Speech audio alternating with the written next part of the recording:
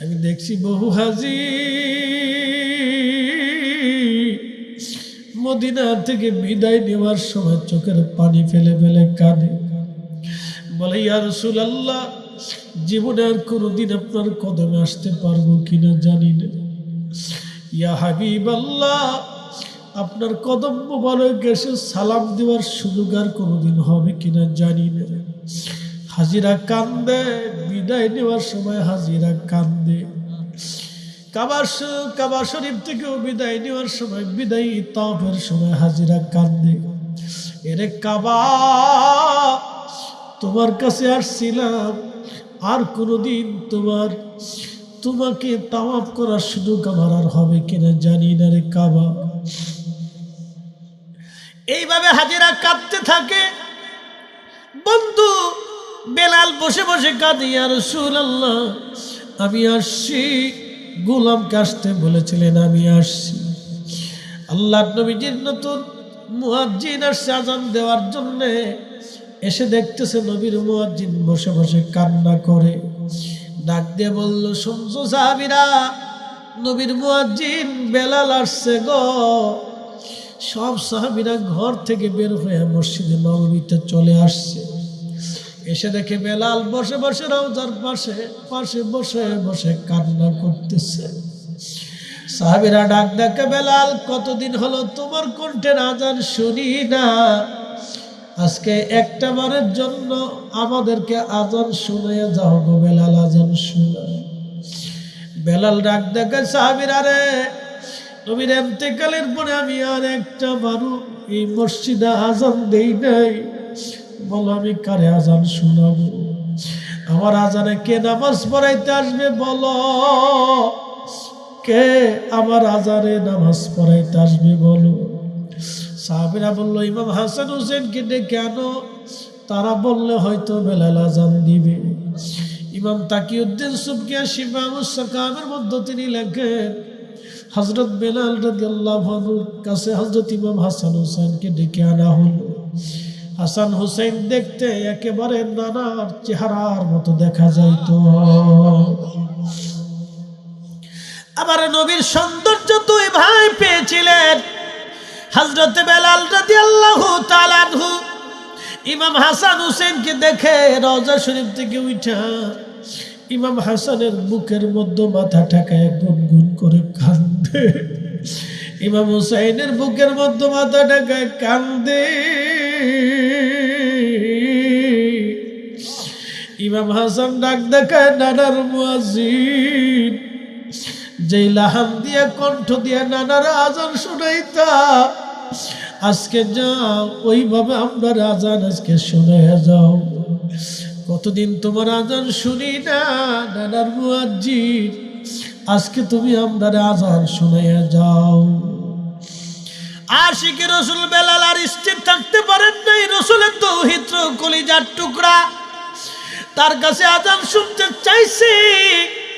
একটা দৌড় দিয়ে মসজিদে নববীর ভিতরেই বর্তমানে সেই আজানের জায়গা করে রাখা হয়েছে। দেখবেন একটা ছাদের মতো, একটা ছোট্ট ছাদের মতো, ঘরের ছাদের মতো একটা জায়গা টাইলস দিয়ে সুন্দর করে মসজিদ নববীর ভিতরে করে রাখা হয়েছে। এখনো সেই মুয়াজ্জিনরা ওইখানে দাঁড়ায় মসজিদে নববীতে আজান দেয়। ওটা বনু নাজ্জার গোত্রের এক মহিলার সাহাবীর ঘর ছিল। ওই ঘরের উপরে দাঁড়ায় বেলাল আজান দিতেন। হযরত বেলাল ওইখানে দাঁড়াইয়া যখন আজান দিলেন, আল্লাহু আকবার, আল্লাহু আকবার, সারা মদিনার রন্দে রন্দে আজানের আওয়াজ ছড়িয়ে গেল। ফজরের সময়, তাহাজ্জুদের সময় মদিনার ঘর থেকে শিশু বাচ্চা থেকে শুরু করে বালক বালিকা, যুবক যুবতী, মহিলা নারী বৃদ্ধ, এমন কোন ব্যক্তি নাই রে মদিনার ঘর থেকে বের হইয়া নবীর রওজা মোবারকের দিকে দৌড় দিচ্ছে। সবার মুখে একটা বাণী, একটা কথা, নবী বুঝি ফিরে আসছে, রাসূল বুঝি ফিরে আসছে রে, নবী বুঝি ফিরে আসছে। হে রাসূল তোমায় ভালোবাসি, অন্তরে শুধু মুখে নয়, জান্নাতের আশায় নয় হে রাসূল, জাহান্নামকে ডরি না। তোমায় পাওয়ার আশায় মন ছুটে যায় মদিনায়, এ আশিকে দিদার দাও না, আর দূরে থাকিও না। হে রাসূল তোমায় ভালোবাসি, অন্তরে শুধু মুখে নয়, জান্নাতের আশায় নয় হে রাসূল, জাহান্নামকে ডরি না। ঠিক হযরত বেলাল যখন আশহাদু আন্না মুহাম্মাদার রাসূলুল্লাহ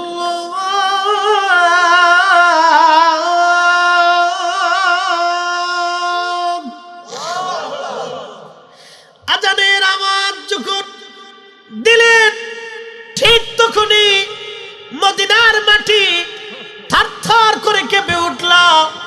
ইমাম সুবকি লিখলেন, মদিনার মাটি থরথর করে কেঁপে উঠছে। পৃথিবীতে কারো আজানে কোনোদিন ভূমিকম্প হয় নাই, আর কোনোদিন হবে না। একদিনের আজানে, সেই দিনের আজানে মদিনার মাটিগুলি কেঁপে উঠল, পৃথিবীর মাটি কেঁপে উঠল। বুঝতেই পারতেছেন, ইশকে রাসূলের তাড়নায় পৃথিবীর মাটি পর্যন্ত স্থির থাকতে পারে নাই। তাহলে মদিনার মানুষের হালত কেমন হয়েছিল আপনি বুঝেন। মদিনার এমন কোন মানুষ ছিল না সেই দিন না কেঁদেছিল। সবার একই চিন্তা, রাসূল কি ফিরে আসছেনি, রাসূল আসছেনি, নবী আসছেনি, রাসূল বুঝি ফিরে আসছে, নবী আসছেনি। বুঝতে পারতেছেন মদিনার মাটি কেঁপে উঠল। সেই দিন মদিনার মানুষের হালত কি হয়েছিল। আহা বড় কঠিন, রাসূল প্রেম বড় কঠিন। ইশকে রাসূল, ইশকে রাসূল যার নাই সে ঈমানের স্বাদ নিতে পারে না। ঈমান কি জিনিস সে বুঝবে না, ঈমান কি জিনিস বুঝবে না।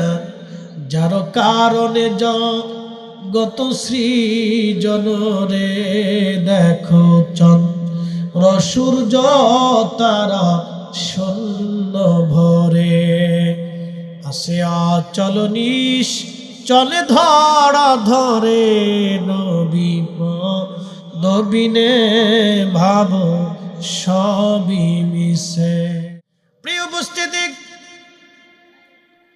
আমি একটা ঘটনার দিকে চলে যাচ্ছি। যেহেতু নবীজির দুইজন সাহাবীর কথা বললাম, একজন সাহাবী আব্দুল্লাহ আনসারী, আর একজন সাহাবীর নাম হযরত হুযায়ফা রাদিয়াল্লাহু আনহু। দুইজন সাহাবীর কবর ছিল দজলা নদীর পারে। আপনাদের এই নদীর নাম কি? এটা মেঘনা নেই? মাশাআল্লাহ, মেঘনার শাখা। ওই মেঘনার শাখা মানে মাঝখানে তো চর পড়ে গেছে। একসময় হয়তো বড় নদী ছিল, একসময় অনেক বড় নদী ছিল। হ্যাঁ, আবার যেটা রেখে আসছি এটাও বড় নদী, হয়তো পুরাটাই নদী ছিল, আবার চর ছিল, আবার এক পাশে ভাঙ্গে এক পাশে গড়ে। এটাই তো আল্লাহর খেলা। আমাদের মর্যাদা কত একটু শুনে যান। দাজলা নদীর পারে হযরত হুযায়ফা রাদিয়াল্লাহু আনহু তৎকালীন বাদশা ছিলেন ইরাকের বাদশা ফয়সাল, প্রধানমন্ত্রী নুরিয়াল মালিকি। বর্তমান ইরাকের বাগদাদ রাজধানীর পাশে একটা নদী আছে দজলা। আমাদের যেমন ঢাকার পাশে বুড়িগঙ্গা, ইরাকের পাশে একটা নদীর নাম দজলা। দজলা নদীর পাড়ে দুইজন নবীর মহান সাহাবীর মাজার, একজন হুযায়ফা আর একজন আব্দুল্লাহ আনসারী রাদিয়াল্লাহু আনহুমা। এই দুইজনের মাজার ছিল। দজলা নদীর পানির কারণে ঢেউে ঢেউে পার ভেঙ্গে ফেলে দেওয়ার পরে হুযায়ফা রাদিয়াল্লাহু আনহুর কবরের এক পাশ ভেঙ্গে মাটি দজলা নিয়ে চলে গেল। ভিতরে ঢেউে ঢেউে ঢেউে ঢেউে পানি ঢুকতে লাগলো। বাদশাহ ফয়সালকে হযরত হুযায়ফা স্বপ্ন দেখাইলেন, বাদশাহ ফয়সাল, আমি রাসূলের সাহাবী হুযায়ফা বলতেছি, আমার কবর দজলা নদী ভেঙ্গে ফেলেছে, কবরের এক পাশ পানি ঢুকতেছে ঢেউে ঢেউে, আমার বড় কষ্ট হয়। আমার পাশে নবীর আরেকজন সাহাবী ঘুমানো, আব্দুল্লাহ আনসারী, পানির কারণে তার কবর স্যাঁতস্যাঁতে হয়ে গেছে, তারও কবরের মধ্যে কষ্ট হয়। আমাদেরকে দ্রুত গতিতে কবর থেকে স্থানান্তর করে অন্য কোথাও সরায় নাও। একবার জোরে বলা যাবে কি মারহাবা। শ্রেষ্ঠ নবী দিলাম রে তরিয়ে নিতে রোজ হাসরে, পথ না ভুলি তাই তো দিলে, পথ না ভুলি তাই তো দিলে, পাক কুরআনের বাণী খুদা তোমার মেহেরবানি, খুদা তোমার মেহেরবানি। সুন্দর ফুল সুন্দর ফল মিঠা নদীর পানি, খুদা তোমার মেহেরবানি। তুমি কতই দিলে রাতন ভাই বাড়াদার পুত্র স্বজন, খুদা পেলে অন্ন যুগাও মানি চাই না মানি, খুদা তোমার মেহেরবানি, খুদা তোমার মেহেরবানি। তো মনোযোগ দেন, হযরতে হুযায়ফা রাদিয়াল্লাহু আনহু কবর থেকে স্বপ্ন দেখাইলেন বাদশাকে। আমি একটু চিন্তা দিচ্ছি, মনোযোগ দেন। হুযায়ফা রাদিয়াল্লাহু ইন্তেকাল করলেন 1300 বছর আগে, ঘটনা ইন্তেকালের 1300 বছর পরে, 1933 সালের ঘটনা। 1933 হুযায়ফা রাদিয়াল্লাহু আনহুর ইন্তেকালের 1300 বছর পরে। একসাথে বলবেন আল্লাহু আকবার। কত বছর? 1300 বছর পরেও একজন সাহাবী কবরের ভিতরে জিন্দা। তো সাহাবী যদি জিন্দা হয় তো আমার রাসূল কি জিন্দা? একসাথে বলেন, জোরে বলে। নবী আসেনি? জোরে বলেন আছে। কিন্তু বড় আফসোস, বড় আফসোস, মসজিদে নববীতে ঢুকে নবীকে সালাম দিবেন, চলে যাবেন, দাঁড়ায় দোয়া করার কোনো সুযোগ নেই।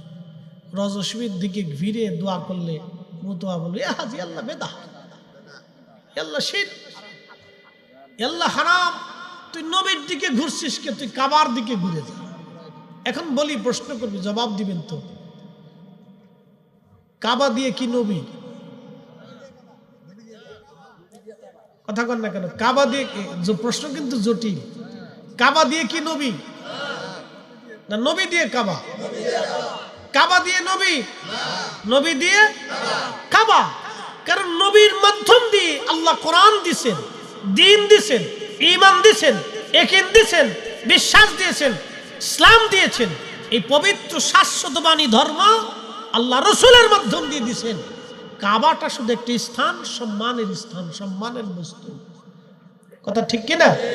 কাবার মাধ্যম দিয়ে আল্লাহ তাম পৃথিবীতে মসজিদ নির্মাণ করেছেন, ঠিক আছে, কিন্তু কাবাও সম্মানিত, কিন্তু রাসূলের চাইতে কাবা সম্মানিত, কিন্তু নবীর চাইতে না। কাবাও মহা ইজ্জতওয়ালা, কিন্তু রাসূলের চাইতে না। এই কথা বুঝবেন। হাজিরিন, সাহাবী রাসূল হযরত হুযায়ফা 1300 বছর পরে তিনি স্বপ্ন দেখান, বাদশাহ আমার কবর ভেঙে গেছে, তাড়াতাড়ি সরাও। প্রথম রাত্রি স্বপ্ন দেখাইলেন। প্রথম রাত স্বপ্ন দেখানোর পরে বাদশাহ ফয়সাল দিনের কাজের চাপে, রাষ্ট্রীয় চিন্তার কারণে রাতের স্বপ্নের কথা ভুলে গেলেন।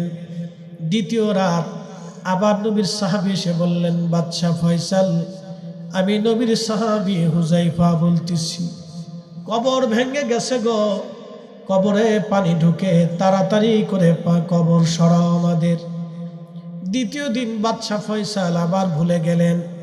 তৃতীয় রাত আবার নবীর সাহাবী স্বপ্ন দেখাইলেন, বাদশাহ ফয়সাল, আমি রসুলের সাহাবী হুযায়ফা বলতেছি, কবর আমাদের স্যাঁতস্যাঁতে ভেঙে গেছে, সরাও, কষ্ট হয়।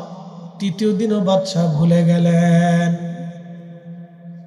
চতুর্থ রাত ইরাকের যিনি প্রধান মুফতি ছিলেন, গ্র্যান্ড মুফতি, মুফতিকে সাহাবী স্বপ্ন দেখাইলেন, এ মুফতি সাহেব, আজকে 3 দিন হলো বাদশাহ ফয়সালকে আমি স্বপ্ন দেখাইলাম, কিন্তু বাদশাহ ফয়সাল আমার স্বপ্নের কোনো বিহিত করেন নাই, কোনো ব্যবস্থা করেন নাই। আমার কবর দজলা নদীর পরে ভেঙে গেছে, পানি ঢুকে, আমার বড় কষ্ট হয়। আমার সাহাবী, নবীর সাহাবী, আমার বন্ধু আব্দুল্লাহ আনসারীর কবরটা স্যাঁতস্যাঁতে হয়ে গেছে, তাড়াতাড়ি আমাদের কবর সরানোর ব্যবস্থা করো। 1300 বছর পরে 4 রাত পর্যন্ত নবীর সাহাবী স্বপ্ন দেখা। এই জন্য আল্লাহ কোরআনে বললেন, ইয়া আইয়াতুহান নাফসুল মুতমাইন্না তুরজিই ইলা রাব্বিকি রাদিয়াতাম মারদিয়া ফাদখুলি ফি ইবাদি ওয়াদখুলি জান্নাতি। চিৎকার মেরে জোরে বলেন সুবহানাল্লাহ। সাহাবী রাসূল 1300 বছর বড় কবরে জিন্দা। গ্র্যান্ড মুফতি স্বপ্ন দেখার পরে চিন্তা করলেন, হায় হায়, কি হলো, সর্বনাশ।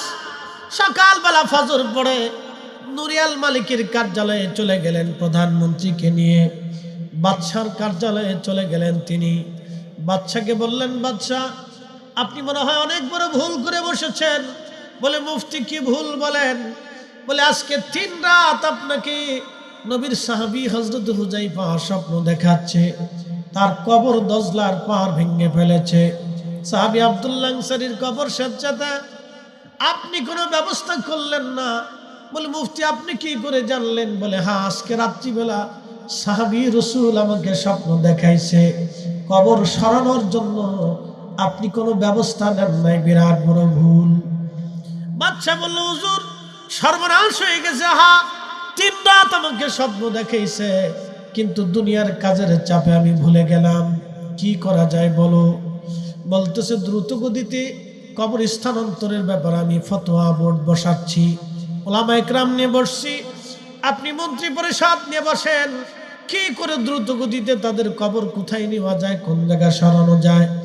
এই মিটিংয়ে রাষ্ট্রের গুরুত্বপূর্ণ ব্যক্তিরা জেনে গেলেন, সংবাদ মাধ্যমে সারা পৃথিবীতে ঘটনা ছড়িয়ে গেল। আরাফাতের মাঠে হাজিদের মধ্যে ঘটনা ছড়িয়ে পড়ল। 5 লক্ষ হাজি তখন হজ করতেছিল ওই সময়। আরাফাতের মাঠে যখন সংবাদ ছড়িয়ে গেল, হাজিদের ভিতরে প্রতিক্রিয়া হলো, আমরা নবী দেখি নাই, কিন্তু সাহাবী দেখতে চাই। আমরা রাসূল দেখি নাই, কিন্তু সাহাবী আমরা দেখব। ইরাকের লক্ষ লক্ষ মানুষ বলল, আমরা রাসূল দেখি নাই কোনোদিন, কিন্তু সাহাবী দেখব।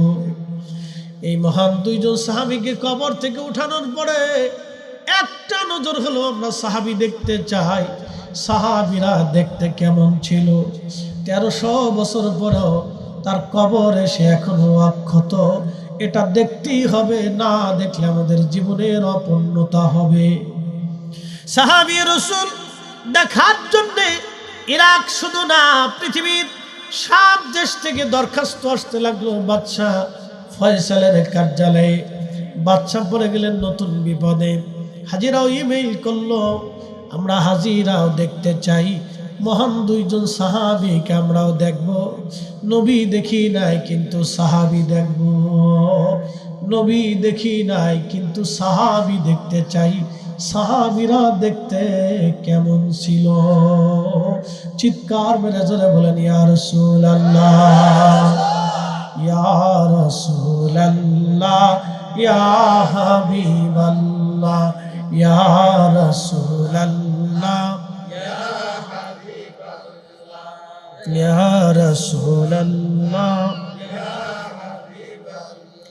আমার মৌত নিদান কালে থাকি নবীজি আমার শিয়রে, করিব চুম্বন কদম ধরিয়া, করিব চুম্বন কদম ধরিয়া।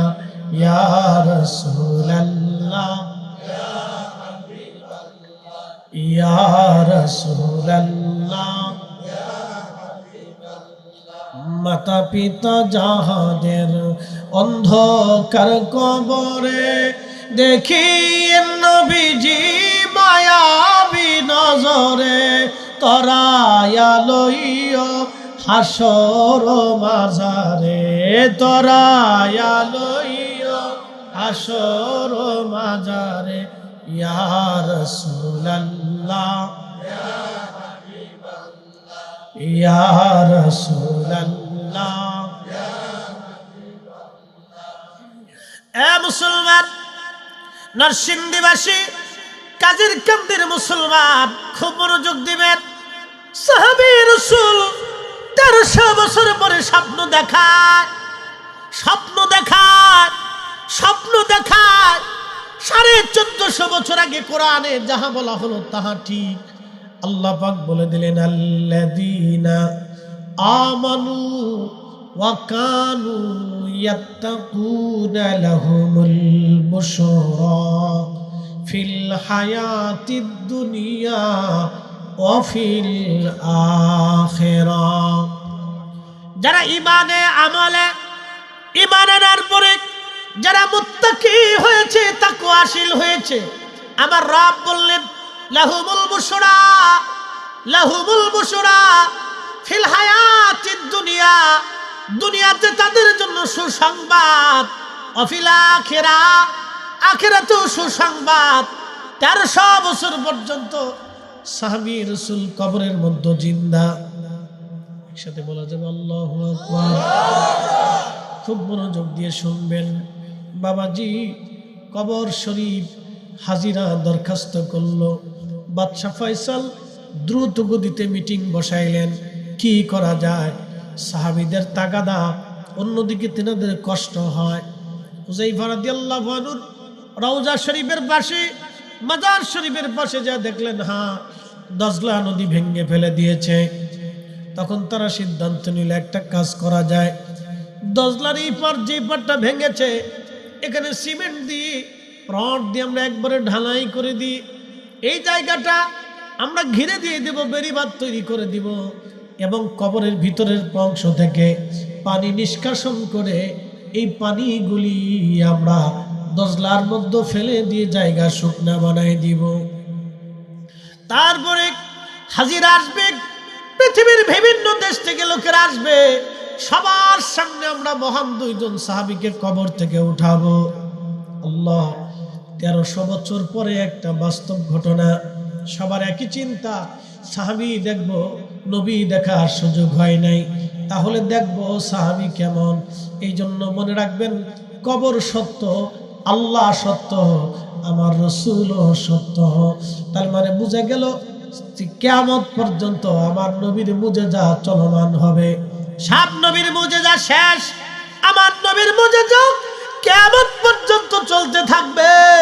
তো ঠিক কিনা? আমার রাসূলের মুজিজা কিয়ামত পর্যন্ত চলতে থাকবে, কিয়ামত পর্যন্ত চলতে থাকবে। আমার নবীর মুজিজা বন্ধ হবে না। নরসিংদীবাসী মনোযোগ দিবেন।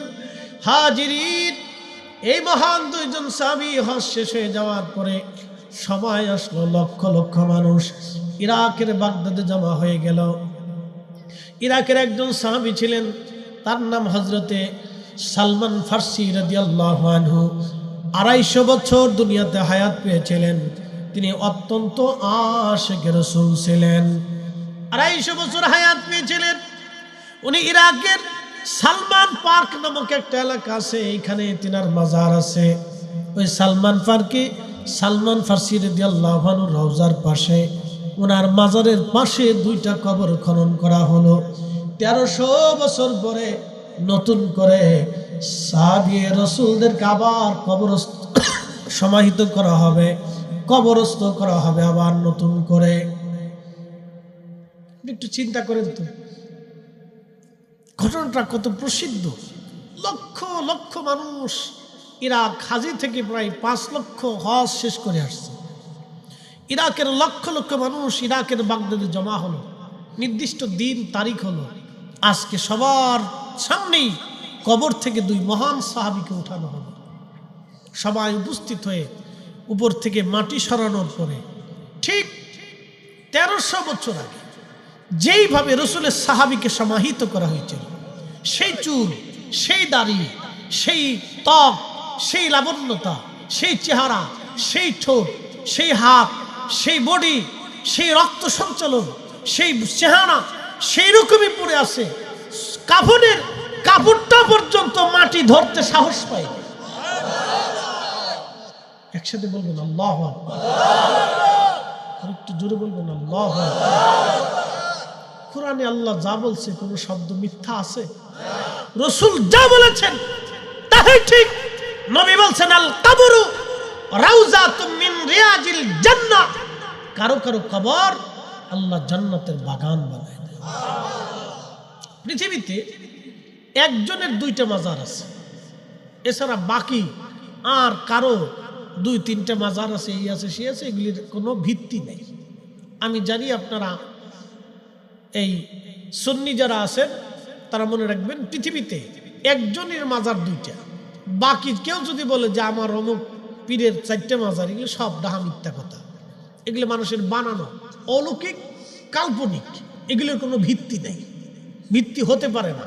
পৃথিবীতে একজনের 2টা মাজার, তিনি ইমাম হুসেইন সোহাদে কারবালা, সুলতানে কারবালা, শুধু ওনারই 2টা মাজার। বলে কেন? ওনার দেহ মুবারকের মাজার হচ্ছে ইরাকের কারবালা, আর মাথা মুবারকের মাজার হচ্ছে বর্তমান মিশর আল আজহার বিশ্ববিদ্যালয়ের সাথে। একসাথে বলবেন আল্লাহু আকবার, শুনে যাবেন। ওনার দেহ মুবারকের মাজার ইরাকের কারবালাতে, আর মাথা মুবারক বর্তমান যেখানে গাজা যুদ্ধ হচ্ছে না, এই গাজার আগে নাম ছিল আসকালান। এই আসকালানে ওনার মাজার ছিল। তো ক্রুসেডাররা, খ্রিস্টানরা একসময় এই অঞ্চল দখল করে নিয়েছে। এটা আজকে থেকে যুদ্ধ না, সিরিয়ার এই যুদ্ধ আজকে থেকে না। আজকে দেখলেন যে সিরিয়ার সুন্নি মুসলমানরা বিজয় হয়েছে, মারহাবা বলেন। সিরিয়াতে বাশার আল আসাদকে হটিয়ে সুন্নি মুসলমানরা বিজয় অর্জন করেছে।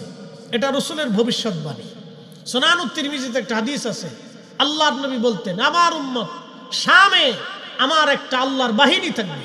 শামে, সিরিয়া, ফিলিস্তিন, জর্দান, এই লেবানন, এই অঞ্চলটাকে আগে শাম বলা হতো। নবী বলতেন শামে আমার আল্লাহর একটা বাহিনী থাকবে, কিয়ামত পর্যন্ত তারা কাফেরদের সাথে লড়াই করবে। পৃথিবীর সমস্ত শক্তি একত্রিত হলেও তাদেরকে ধ্বংস করতে পারবে না। জোরে জোরে জোরে জোরে জোরে জোরে। এই বাইতুল আকসাকে কেন্দ্র করে যুদ্ধ চলতে থাকবে, কিয়ামত পর্যন্ত এটা চলতে থাকবে। থেকে না, ক্রুসেডাররা বাইতুল আকসা দখল করে নিয়ে চলে গেল। সুলতানে কারবালার মাজার পড়ে গেল, মাথা মুবারকের মাজার পড়ে গেল খ্রিস্টানদের অধীনে। মিশরের বাদশা তিনি চিন্তা করলেন, আমাদের সুলতানে কারবালার মাজার ওখানে থাকতে পারে না, আমি নিয়ে আসতে চাই। তো খ্রিস্টান প্রধানকে তিনি প্রস্তাব দিলেন, আমরা ওনার পবিত্র মাথা নিয়ে আসব। তো খ্রিস্টান প্রধান বললেন, আমরা তোমাদের নবীর দৌহিত্রের মাথা দিয়ে কি করব? তো নিয়ে যাও, কিন্তু 30,000 স্বর্ণ মুদ্রা দিতে হবে। কত হাজার? 30,000 স্বর্ণ মুদ্রা, বর্তমানে হাজার হাজার কোটি ডলার, বাংলাদেশের টাকা না। আমেরিকান ডলার, হাজার হাজার কোটি ডলার। একসাথে বলবেন আল্লাহু আকবার। এশকে রসুল, যেটা বলেন কি রসুল? বাদশাহ বললেন পৃথিবীর সব অর্থ দিয়ে দিব, কিন্তু সুলতানে কারবালার পবিত্র মস্তক আমাকে লাগবেই। এর চেয়ে সৌভাগ্য আমার জীবন আর কিছু নাই। ওনার মাথা মোবারক এনে ওনাকেও দেখা হবে, ওনাকে সম্মানও করা হবে। কারণ ইমাম হুসেইনকে তো আমি দেখি নেই, কিন্তু ওনার মাথা মোবারক উঠানোর পরেই তো ওনাকে দেখা যাবে। জোরে জোরে জোরে জোরে জোরে জোরে। আমরা সুন্নি, এমনিতে সুন্নি না, আমরা বিশ্বাসে সুন্নি, কাজে সুন্নি, দেখাইয়া সুন্নি। কি কথা কর না কেন? আমরা এমনি সুন্নি না, আমরা আগে থেকে দেখে সুন্নি, আমরা কাজে সুন্নি। হযরত ইমাম হুসাইনের পবিত্র মস্তক নিয়ে আসার জন্য মিশরের বাদশা তিনি লোক লস্কর নিয়ে, আলেম ওলামা নিয়ে, সুধী সমাজ নিয়ে তিনি রওনা করলেন। রওনা করে তিনি চলে গেলেন। হযরত ইমাম হুসাইনের মাজারে ঢোকার আগে সবাই পায়ের জুতা খুলে ফেললেন। নগ্ন পায়ে, খালি পায়ে গভর্নর নিজে রওনা হয়ে গেলেন এবং নিজে যাইয়া কবর মুবারক থেকে, রওজা থেকে মাটি সরাইয়া 570 হিজরি ইমাম হুসাইনের শাহাদাতের 470 বছর পর, একসাথে বলবেন আল্লাহু আকবার, 470 বছর পর, 470 বছর পরে। আরে একটা লোহাও যদি মাটির ভিতরে 470 বছর রাখে তো লোহাও শেষ হয়েছে। আওলাদে রাসূল 470 বছর পরে ওনার মাজার থেকে ওনার মস্তক উঠানো হবে। আসতে বললে তো কৃপণতা হয়। আমরা ওনাদের অনুসারী, কি কথা কন না কেন? আমরা আহলে বাইত রাসূলের অনুসারী, ভালোবাসি, জীবন দিয়ে বাসি, কথা কন না কেন? ভালোবাসি, জোরে বলেন বাসে না, না একসাথে বলেন বাসেননি, ভালো সব কিছু দিয়েই বাসত, ঠিক কি না? আহলে বাইত রাসূল হুসাইন রাদিয়াল্লাহু আনহুর মাজার থেকে মাথা মোবারক উঠানোর জন্য তিনি যখন মাটি সরাইলেন, দেখলেন 470 বছর পরে, 470 বছর আগে যেইভাবে দাফন করা হয়েছিল, ওনার দাড়ি মোবারক তখনও তাজা, চুল মোবারক তখনও তাজা, ওনার পবিত্র চেহারার নূরানিয়ত তখনও যায় নাই, ঠোঁট মোবারক তখনও তাজা, চক্ষু মোবারক তখনও তাজা, কান মোবারক তখনও তাজা, কর্তিত মস্তক মোবারক থেকে তখনও ফুটায় ফুটায় রক্ত পড়তেছিল। আর এমন সুঘ্রাণ আসতেছিল, খালি পায়ে বাদশাহ নিজে এবং উলামা ইকরাম সহ সুদূর আসকালান থেকে খালি পায়ে হেঁটে হেঁটে ওনাকে বহন করে নিয়ে মিশরের আল আজহার বিশ্ববিদ্যালয়ের পাশে ওনাকে দাফন করা হলো। কিয়ামত পর্যন্ত ওনার জিয়ারত চলতে থাকবে, একটা দিনের জন্য কখনো জিয়ারত বন্ধ হবে না। একবার জোরে বলা যাবে কি মারহাবা? আছে কথা বলেন, রসুল আছে, নাচতে হয়ে গেল না, নবী আছে। রসুলের ইশকে যদি কারো জীবন কুরবানি হয় তাহলে সে চিরদিন বেঁচে থাকে। কথা কর না কেন? মানুষের হৃদয়ে হৃদয়ে বেঁচে থাকে। ডোন্ট মাইন্ড, আমি কোনো রাজনীতি করি না। এই 5ই আগস্টের আগে বাংলাদেশে এক রাজনৈতিক দল ছিলেন, তাদের বিরুদ্ধে বললে তখন অ্যাকশন হইতো। এখন 5ই আগস্টের পরে আর এক রাজনৈতিক চিন্তা চেতনা আসছে, ওনাদের পক্ষে বললে আবার বিপদ আসে। কথা ঠিক কিনা?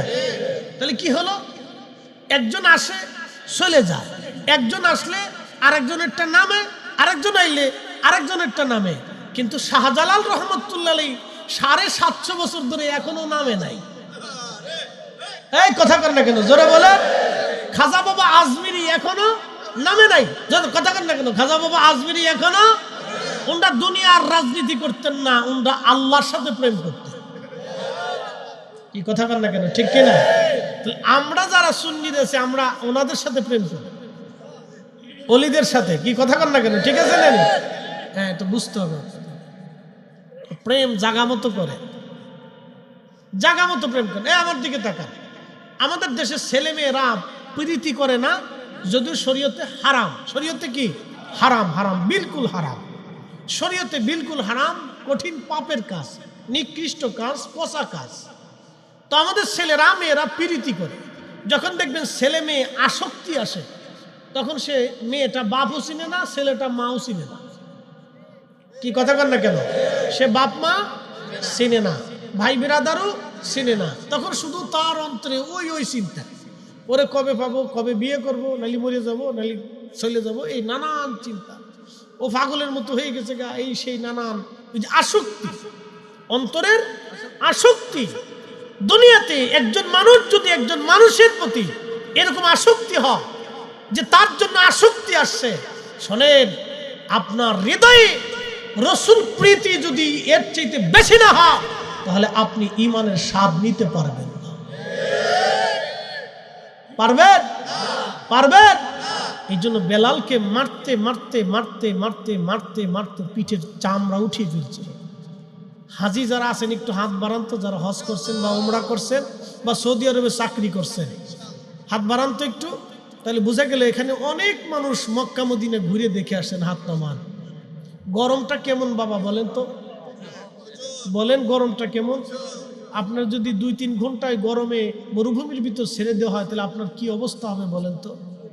শেষ না? একবারে শেষ।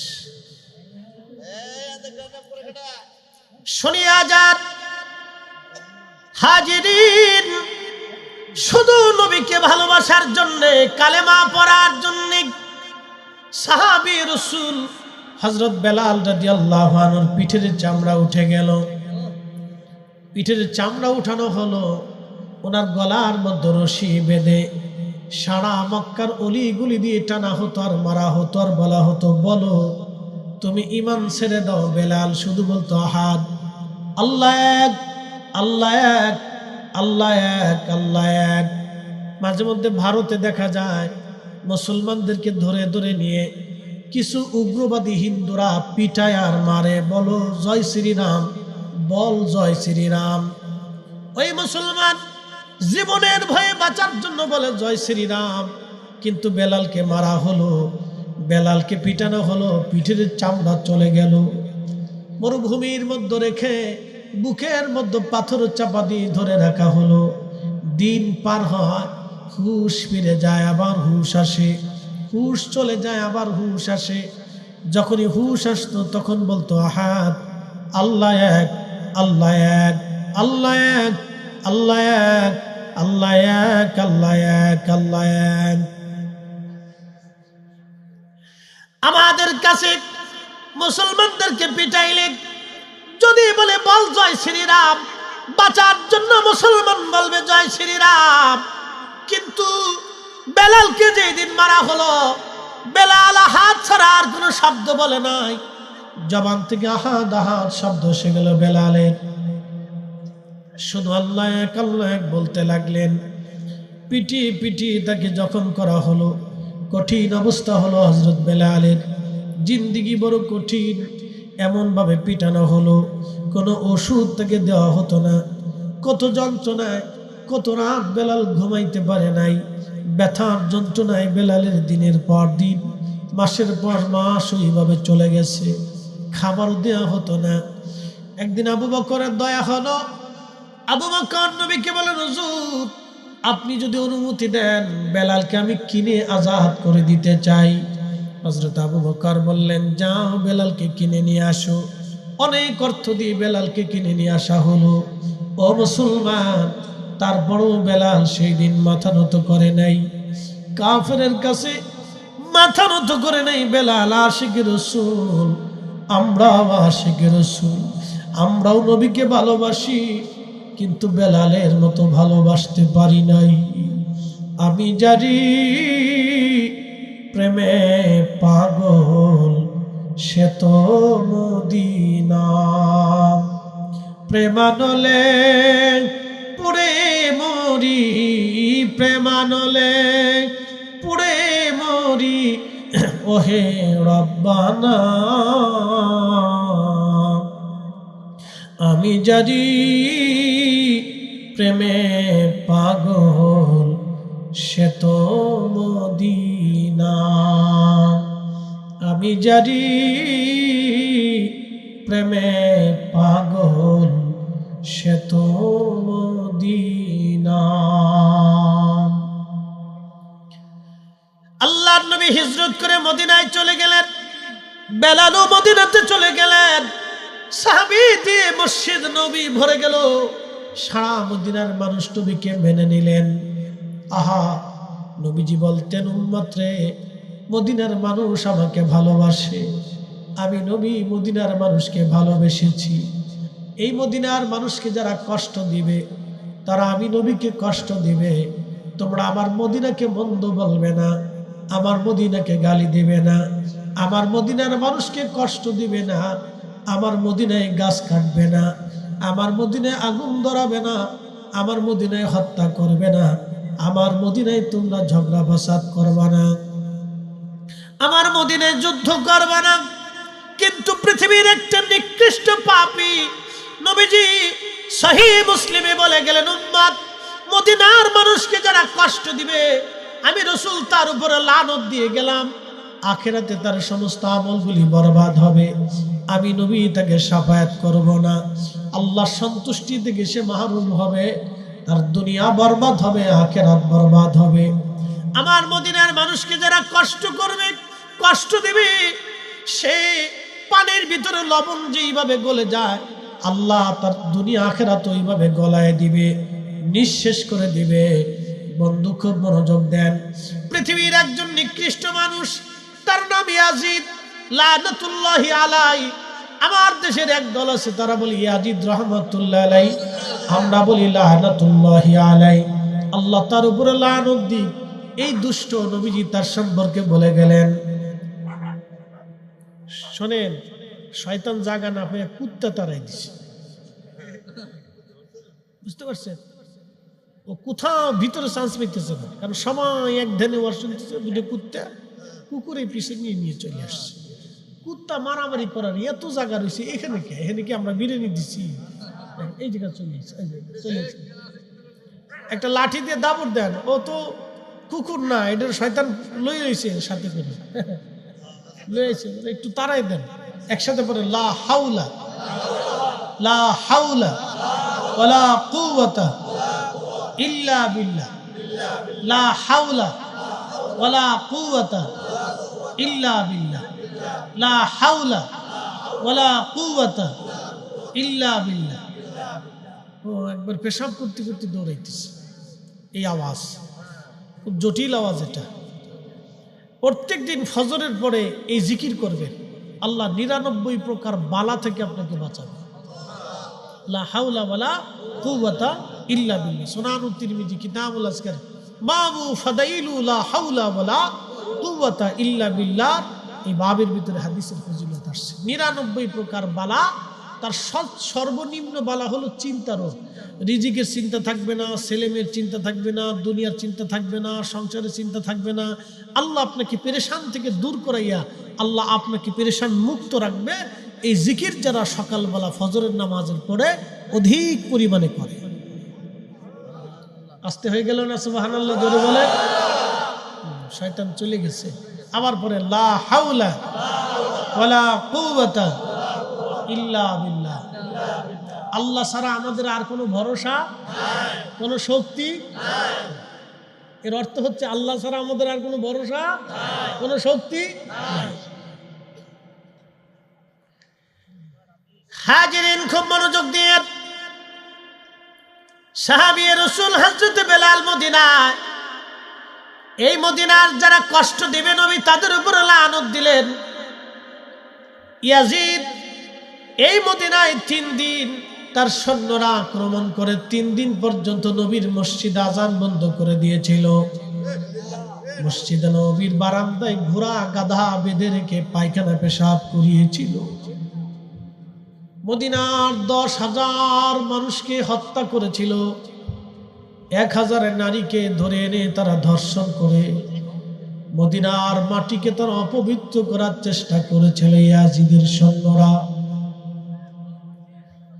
হ্যাঁ নরসিংদীর মুসলমান, ওই নামের পিছনে যারা রাহমাতুল্লাহ আলাইহি ব্যবহার করে ওরা নাফরমান। এক জোরে বলেন, জোরে বলেন। যে হারামকে সমর্থন করে সেও হারামখোর। কি কথা বল না কেন, ঠিক কিনা? আপনি একজন মানুষকে হত্যা করলেন, আর একজন হত্যা করার জন্য সহযোগিতা করল, দুইজন সমান অপরাধী। দুইজন সমান অপরাধী। যে ইয়াজিদ মদিনার মানুষকে হত্যা করলো, আমার রাসূলের বারগা ঘোড়া গাদা বেঁধে অপবিত্র করলো, নবীকে বেইজ্জতি করলো, সেই ইয়াজিদের নামের পিছনে রাহমাতুল্লাহ আলাইহি বলে যারা দোয়া করতে চায়, আমরা বলি ওরাও ইয়াজিদের অনুসারী, ওদের সাথে হাসর হবে, ইয়াজিদের সাথে ওদের হাসর হবে। আর আমরা ইমাম হুসাইন শুহাদায়ে কারবালার সাথে আমরা হাসর করব। আল্লাহ কবুল করুন, জোরে বলেন আমিন। যে যাহারে ভালোবাসে সে তো কভু ভুলে না। রসুল তোমায় ভালোবাসে, রসুল তোমায় ভালোবাসে, তুমি তারে ভইল না। যে যাহারে ভালোবাসে সে তো কভু ভুলে না।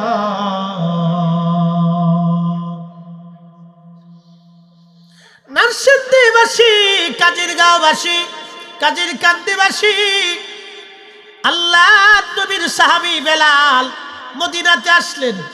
নবীজি স্বপ্নে আল্লাহ আজান দেখাই দিলেন, কিভাবে আজান দিতে হবে। আল্লাহ স্বপ্নে আজান বাতলাই দিলেন। সকালবেলা ফজর পরে নবী বললেন, সাহাবীরা, রাত্রিবেলা স্বপ্নের মাধ্যমে আল্লাহ আমাকে আজান দিয়েছে, তোমরা দাঁড়াও। আমার বেলাল কোথায়? লাব্বাইক ইয়া রাসূলুল্লাহ, আমার আজানের বাক্যগুলি এই, তোমরা আমার বেলালকে আজানের বাক্যগুলি শিখিয়ে দাও। আশহাদু আল্লা ইলাহা ইল্লাল্লাহ, এরপরে আর একটা অংশ, আশহাদু আন্না মুহাম্মাদার রাসূলুল্লাহ সাল্লাল্লাহু আলাইহি ওয়াসাল্লাম। বলেন আল্লাহর পরে নবী আছে না নাই?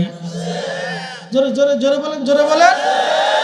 আজানে আজানে আজানে আল্লাহর পরে নবী আছে।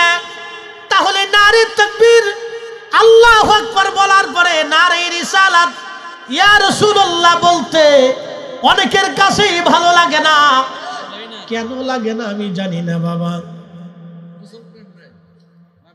কেন লাগে না আমি জানি না। যারা বেদাত বলেন তারা কি জনতা আমি জানি না। আপনি আপনার জনতা নিয়ে থাকেন, কিন্তু আজান থেকে কোনোদিনও আল্লাহর পরে রসুল কাটতে পারবে না, কোনো সুযোগ নাই। এজন্য আমরা নারে তাকবীরের সাথে আমরা রিসালাতের স্লোগান দিবই। কথা কোন ঠিক কিনা? ইদা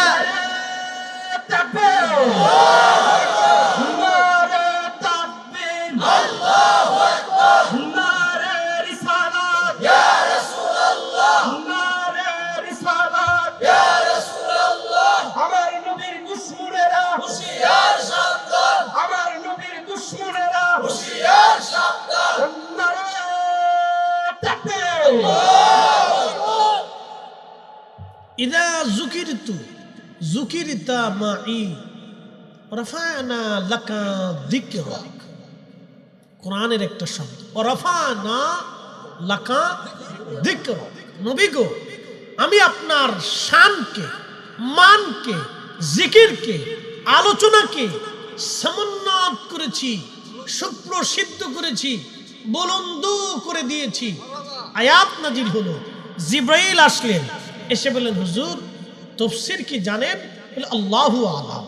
জিবরাইল বলেন, ইয়া রাসূলুল্লাহ, আল্লাহ আমাকে তাফসীর করে পাঠিয়েছেন, জানিয়েছেন, ইদা যুকিরতু যুকিরতা মাই, আল্লাহর জিকির যেখানে আপনার জিকির হবে সেখানে, আল্লাহর শান যেখানে আপনার শান সেখানে, আল্লাহর কালাম যেখানে আপনার সুন্নাহ সেখানে, আল্লাহর আইন যেখানে আপনার আইন সেখানে, আপনি যেখানে আল্লাহ যেখানে আপনি সেখানে, আল্লাহ যেখানে আপনি সেখানে, আল্লাহর স্লোগান যেখানে হবে রাসূলের স্লোগানও সেখানে হবে, ঠিক কি না?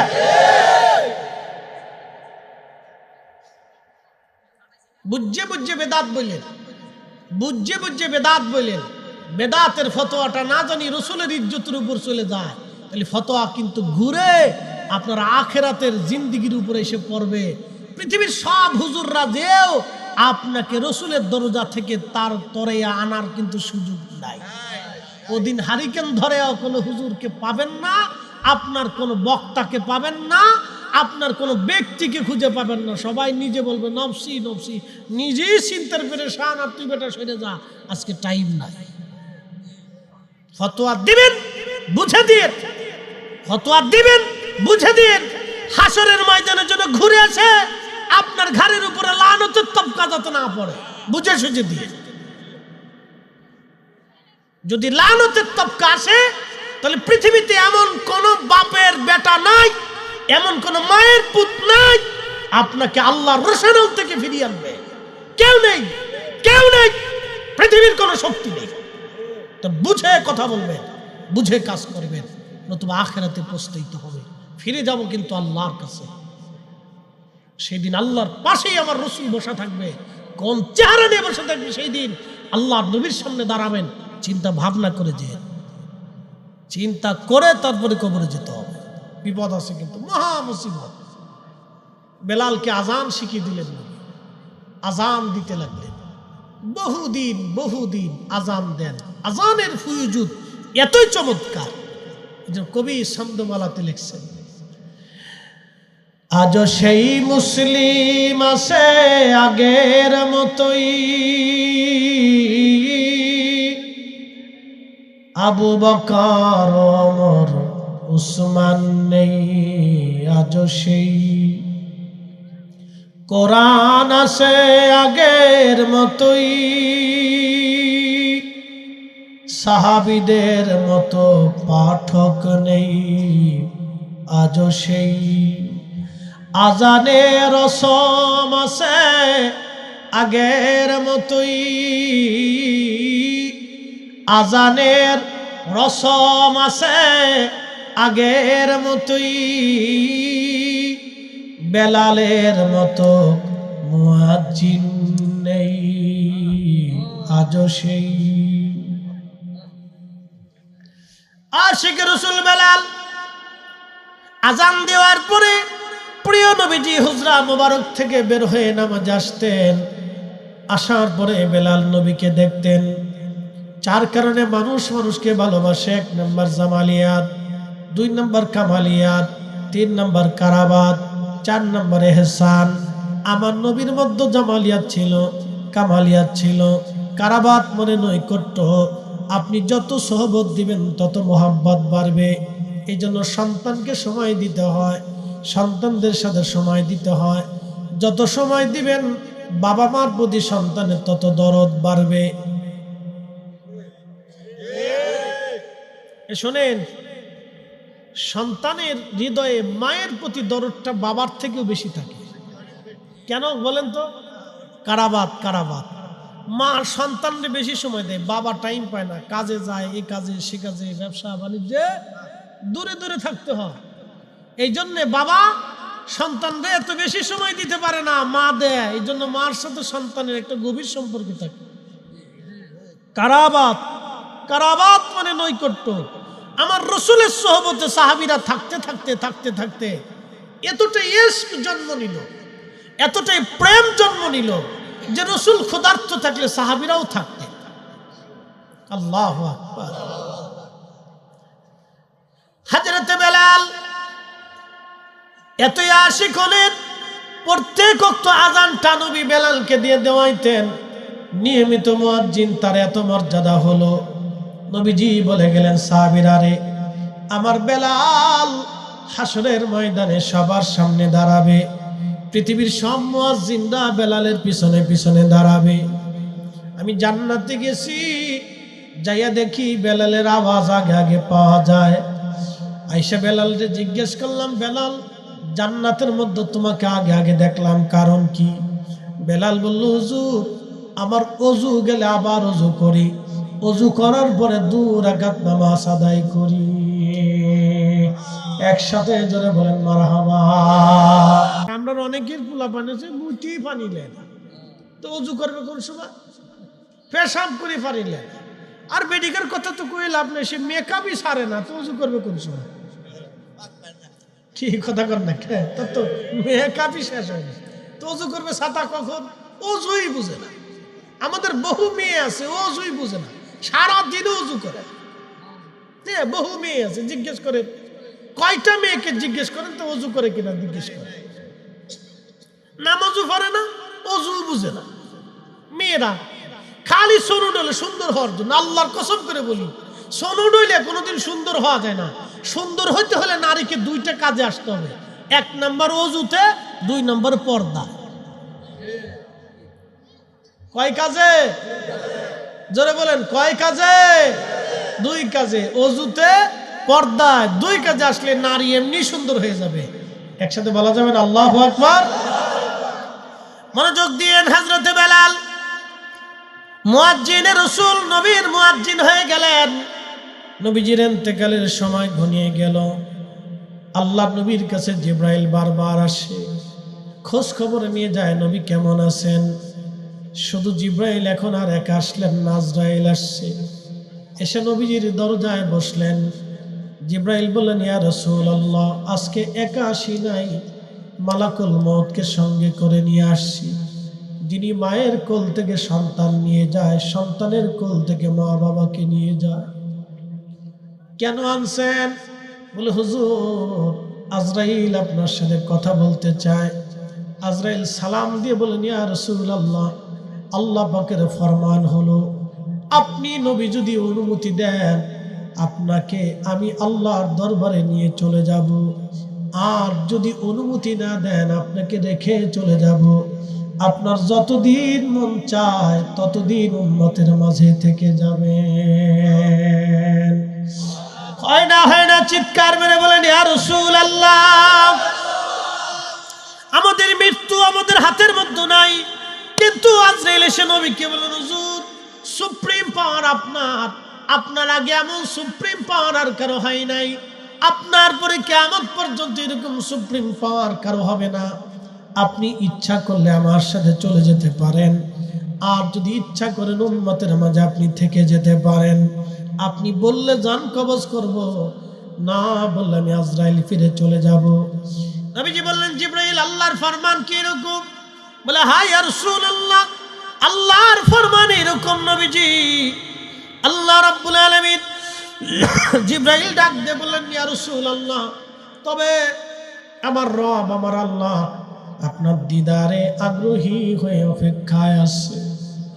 আপনার দিদারে আমার আল্লাহ আগ্রহী নবী গো, আপনার মাসুক আপনার অপেক্ষায় আছে। নবীজি কেঁদে দিয়ে বললেন, জিবরাইল, তাহলে এই দুনিয়াতে আর আমি থাকতে চাই না। আমার মাসুক, আমার মৌলা আমার অপেক্ষায় আগ্রহী। জিবরাইল, আমি এখনই খোদার দরবারে চলে যেতে চাই। আজরাইল আলাইহিস সালাম প্রিয় নবীজির জান কবজে বক্ষ মুবারকে হাত দিলেন। নবীজির কষ্ট হচ্ছিল। আজরাইল, আমার তো কষ্ট হয়।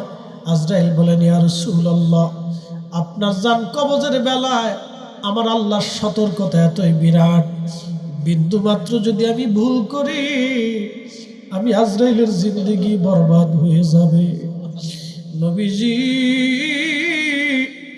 অতি সম্মানে, অতি মহব্বতে, অতি আরামে আপনার জান আমি কবজ করতেছি। আপনার আগে পরে এইভাবে এত আরামে আর কারো জান কবজ হবে না গো নবীজি। আল্লাহর নবী ডাক দিলেন, আজরাইল, তাহলে শোনো, আমার উম্মত বড় গুনাহগার, আমার উম্মতকে কষ্ট দিও না, আমার উম্মতকে তুমি কষ্ট দিও না। তখন নবী উম্মতি উম্মতি বলে কেঁদে গেলেন। আমরা উম্মত হইছি, উম্মতের জন্য তেমন কিছু করতে পারি নাই। নবীর ইন্তেকাল হয়ে গেল, সারা মদিনায় কান্নার রোল। নবী নাই, নবী নাই, নবী নাই। ছোট ছোট বাচ্চারা কাঁদে, মহিলারা কাঁদে, নবী নাই। একাধারে 3 দিন মদিনা রান্না বান্না খাওয়া দাওয়া বন্ধ হয়ে গেল। বাচ্চারাও খাওয়া দাওয়া করে না, নবী নাই। নবী বিরহে মদিনার মানুষ পাগল পারা হয়ে গেছে।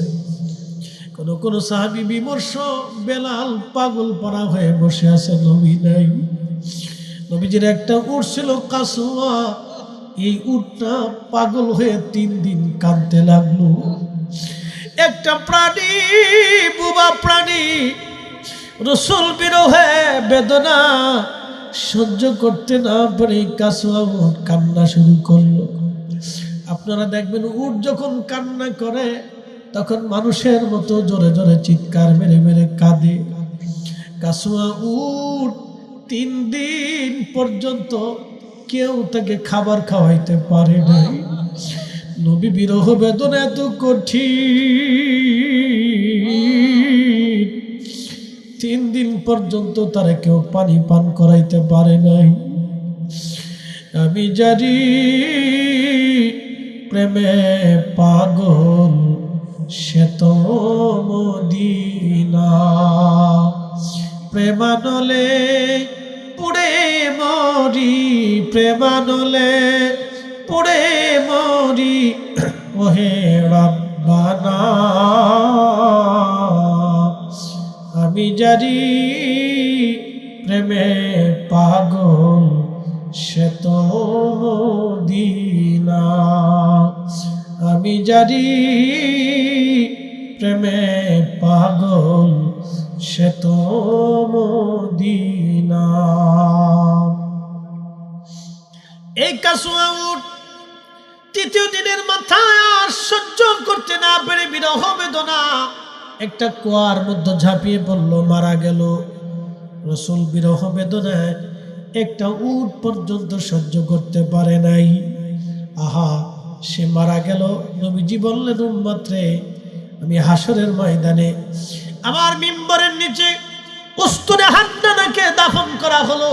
আমি উস্তুনে হান্নানাকে নিয়ে আমার কাসওয়া উটের পিঠে চড়ে আমি নবী হাসরের ময়দানে ফুলসিরাত পার হয়ে আমার 70,000 উম্মত আগে নিয়ে আমি নবী আগে জান্নাতে যাব। জান্নাতের দরওয়াজা আমার আগে হাসরের ময়দানে কেউ খুলতে পারবে না। এই চাবিটা আমার হাতেই থাকবে, আর আমার মাধ্যম ছাড়া আমার কোন উম্মত জান্নাতে যেতে পারবে না। একবার জোরে বলা যাবে কি ইয়া রাসূলুল্লাহ।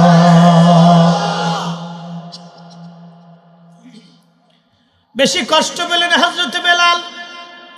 আজান দিলে নবী আসতেন, এখন আর নবী আসে না। চিন্তা করলেন, আর আমি আজান দেব না। আবু বকরকে জানিয়ে দিলেন, আবু বকর, আমি আর আজান দেব না। বেলালের জীবনীর ভিতরে আসছে, ইমাম জাইলাই নাসবুর রায়ার মধ্যে তিনি লেখেন, হযরত বেলাল আবু বকরের সামনে এসে দাঁড়িয়ে গেলেন। আবু বকর, বিদায় দেন, আমি সিরিয়াতে চলে যাব। আবু বকর, আমাকে বিদায় দিয়ে দেন, আমি চলে যাব, আর আমি মদিনায় থাকব না। আবু বকর জিজ্ঞেস করলেন, কেন বেলাল? বলে, হুজুর, মদিনার আমার কাছে এখন আর ধৈর্য ধরতে পারতেছি না, কষ্ট হয়। বলে, বেলাল রে, তুমি কি রাসূলকে বেশি ভালোবাসো? আমরা কি বাসি না? বলে, হ্যাঁ আবু বকর, আমি রাসূলের রওজা মোবারক দেখলে আমার আর সহ্য হয় না, আমি স্থির থাকতে পারি না। দেখবেন কিছু কিছু মা আছে, সন্তান মারা গেলে সন্তানের কবরের পাশে যায় মা বসে থাকে। মা সন্তানের কবরের দিকে তাকায়া জানালার পাশে বসে বসে মা কান্না করে। গ্রামের মহিলারা বলে, কান্না কেন করো? কিন্তু মা হৃদয় তো মানে না, কারণ সন্তান মা থেকে জুদা হয়ে গেছে। সন্তানের কবরের দিকে তাকায় মা কাঁদে, সন্তানের জামা ধরে ধরে মা কাঁদে, সন্তানের বই ধরে ধরে মা কাঁদে। সন্তানের বিছানায় গেলে মা কাঁদে, সন্তানের কবর দেখলে মা কাঁদে, বাবা কাঁদে, কারণ কলিজার ভিতর থেকে মা সন্তানকে ভালোবাসে। এই ভালোবাসার কোনো দলিল হয় না। আশিকে রাসূল বেলাল কলিজার ভিতর থেকে এতই বেশি ভালোবাসতেন, আজান আর দিতে পারতেছেন না, কষ্ট হয়। আশহাদু আন্না মুহাম্মাদুর রাসূলুল্লাহ শব্দ বলার পরে ধৈর্য ধরতে পারতেন না। উনি বিদায় নিয়ে চলে গেলেন। রাতের গভীরে ঘুমিয়ে আছেন। স্বপ্নের ভিতরে ইমাম তাকিউদ্দিন সুবকি আশ-শিফাউস সাকামের মধ্যে তিনি লেখেন, রাতের আধারে ঘুমের মধ্যে তিনি স্বপ্ন দেখলেন রাহমাতুল লিল আলামিন বর্তমান যে সিরিয়া সুন্নি মুসলমানরা দখল করলো, সেই সিরিয়ার দামেস্কেতে বেলাল ঘুমিয়ে আছে। স্বপ্ন দেখতেছে রাহমাতুল লিল আলামিন নবী তশরিফ এনেছে। বেলাল রে ডাক ডাকা, বেলাল রে এ কেমন জুলুম তুমি আমার সাথে শুরু করছো বেলাল, আমার জিয়ারতে কেন আসো না? বেলাল আমি নবীর জিয়ারতে আয়। কতদিন হলো তুমি আমার জিয়ারতে আসো না বেলাল, আইরে বেলাল আমি নবীর জিয়ারতে আয়, আমি রসুলের জিয়ারতে আসো বেলাল। নবীজি স্বপ্নে ডাকার পরে আশিক রসুল হযরত বেলাল সুদূর সিরিয়া থেকে রওনা দিয়ে মদিনাতুল মুনাওয়ারাতে আসলেন। রওজা শরীফ জালি দিয়ে ঘিরে রাখা ছিল। ঠিক ওই সময় বেলাল বসে বসে রওজা শরীফের সঙ্গে মাথা ঠেকাইয়া বেলাল কাঁদতেছিল, আর ধুলাবালি গুলি মাথা মোবারকে মাখাইতেছিল। বেলাল কাদের বলে, হুজুর গোলাম আপনার কদম মোবারকে হাজির, আপনি আসতে বলেছেন, আমি গোলাম আপনার কদম মোবারকে আসছি। ইয়া রাসূলুল্লাহ গোলাম হাজির, গোলাম আপনার কদম মোবারকে হাজির। আমি দেখছি বহু হাজি রওজা শরীফের পাশে দাঁড়ায় দাঁড়ায় চোখের পানি ফেলে ফেলে কাঁদে। আমি দেখছি বহু হাজি মদিনা থেকে বিদায় নেওয়ার সময় চোখের পানি ফেলে ফেলে কাঁদে। বলে, ইয়া রাসূলুল্লাহ জীবনে আর কোনোদিন আপনার কদমে আসতে পারবো কিনা জানি না। ইয়া হাবিবাল্লাহ আপনার কদম মোবারক এসে সালাম দেওয়ার সুযোগ আর কোনোদিন হবে কিনা জানি না। হাজিরা কান্দে, বিদায় নেওয়ার সময় হাজিরা কান্দে। কাবা শরীফ থেকেও বিদায় নেওয়ার সময়, বিদায়ী তাওয়াফের সময় হাজিরা কান্দে। এরে কাবা, তোমার কাছে আসছিলাম, আর কোনোদিন তোমাকে তাওয়াফ করার সুযোগ আমার আর হবে কিনা জানি না রে কাবা। এইভাবে হাজিরা কাঁদতে থাকে। বন্ধু বেলাল বসে বসে কাঁদে, ইয়া রাসূলুল্লাহ আমি আসছি, গোলামকে আসতে বলেছিলেন, আমি আসছি। আল্লাহর নবীজির নতুন মুয়াজ্জিন আসছে আযান দেওয়ার জন্য। এসে দেখতেছে নবীর মুয়াজ্জিন বসে বসে কান্না করে। ডাক দিয়ে বলল, শুনছো সাহাবীরা, নবীর মুয়াজ্জিন বেলাল আসছে গো। সব সাহাবীরা ঘর থেকে বের হয়ে মসজিদে নববীতে চলে আসছে। এসে দেখে বেলাল বসে বসে রওজার পাশে বসে বসে কান্না করতেছে। সাহাবীরা ডাক ডাকে, বেলাল কতদিন হলো তোমার কণ্ঠের আজান শুনি না, আজকে একটা বারের জন্য আমাদেরকে আজান শুনিয়ে যাও গো বেলাল, আজান শোনাও। বেলাল ডাক ডাকে, সাহাবীরা রে, নবীর ইন্তেকালের পরে আমি আর একটা বারও এই মসজিদে আজান দেই নাই, বলো আমি কারে আজান শোনাবো?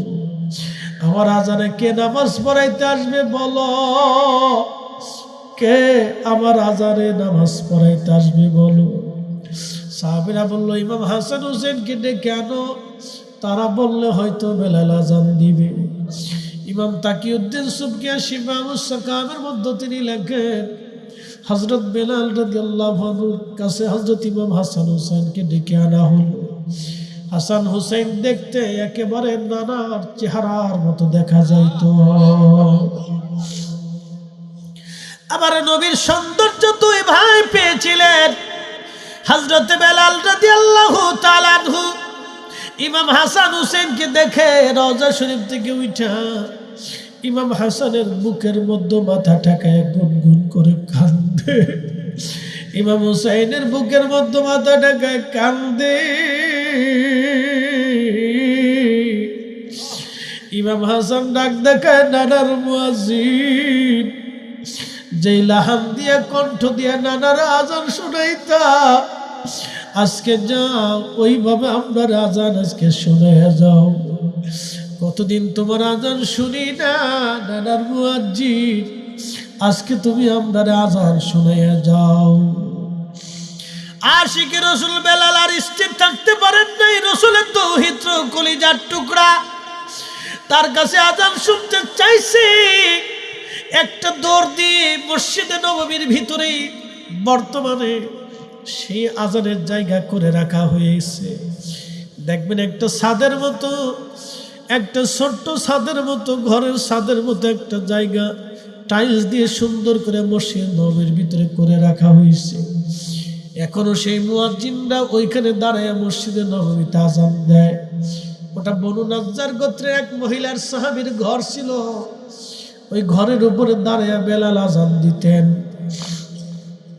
হযরত বেলাল ওইখানে দাঁড়াইয়া যখন আজান দিলেন, আল্লাহু আকবার, আল্লাহু আকবার, সারা মদিনার রন্দে রন্দে আজানের আওয়াজ ছড়িয়ে গেল। ফজরের সময়, তাহাজ্জুদের সময় মদিনার ঘর থেকে শিশু বাচ্চা থেকে শুরু করে বালক বালিকা, যুবক যুবতী, মহিলা নারী বৃদ্ধ, এমন কোনো ব্যক্তি নাই রে মদিনার ঘর থেকে বের হইয়া নবীর রওজা মোবারকের দিকে দৌড় দিচ্ছে। সবার মুখে একটা বাণী, একটা কথা, নবী বুঝি ফিরে আসছে, রসুল বুঝি ফিরে আসছে রে, নবী বুঝি ফিরে আসছে। হে রাসূল তোমায় ভালোবাসি, অন্তরে শুধু মুখে নয়, জান্নাতের আশায় নয় হে রাসূল, জাহান্নামকে ডরি না। তোমায় পাওয়ার আশায় মন ছুটে যায় মদিনায়, এ আশিকে দিদার দাও না, আর দূরে থাকিও না। হে রাসূল তোমায় ভালোবাসি,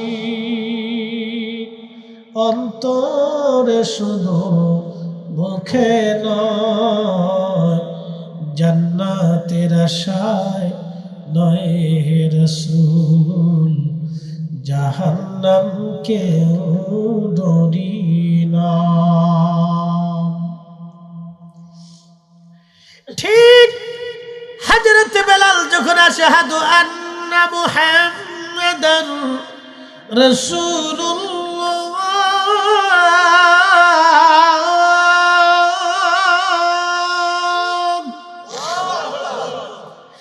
আজানের আওয়াজ যখন দিলেন, ঠিক তখনই মদিনার মাটি থারথার করে কেঁপে উঠল। ইমাম সুবকি লিখলেন, মদিনার মাটি থারথার করে কেঁপে উঠছে। পৃথিবীতে কারো আজানে কোনোদিন ভূমিকম্প হয় নাই, আর কোনোদিন হবে না। একদিনের আজানে, সেই দিনের আজানে মদিনার মাটিগুলি কেঁপে উঠল, পৃথিবীর মাটি কেঁপে উঠল। বুঝতেই পারতেছেন ইশকে রাসূলের তাড়নায় পৃথিবীর মাটি পর্যন্ত স্থির থাকতে পারে নাই। তাহলে মদিনার মানুষের হালত কেমন হয়েছিল আপনি বুঝেন। মদিনার এমন কোন মানুষ ছিল না সেই দিন না কেঁদেছিল। সবার একই চিন্তা, রাসূল কি ফিরে আসছেন, রসুল আসছেনি, নবী আসছেনি, রসুল বুঝি ফিরে আসছে, নবী আসছেনি। বুঝতে পারতেছেন মদিনার মাটি কেঁপে উঠলো। সেই দিন মদিনার মানুষের হালত কি হয়েছিল। আহা বড় কঠিন, রসুল প্রেম বড় কঠিন। এশকে রসুল, এশকে রসুল যার নাই সে ঈমানের স্বাদ নিতে পারে না। ঈমান কি জিনিস সে বুঝবে না, ঈমান কি জিনিস বুঝবে না। যার কারণে গত সৃজন রে দেখো চন্দ্র সূর্য তারা শূন্য ভরে। আসে আচল নিশ চলে ধরা ধরে, নবী নবীনে ভাবো সবই মিশে। আর সুসি জিয়াদা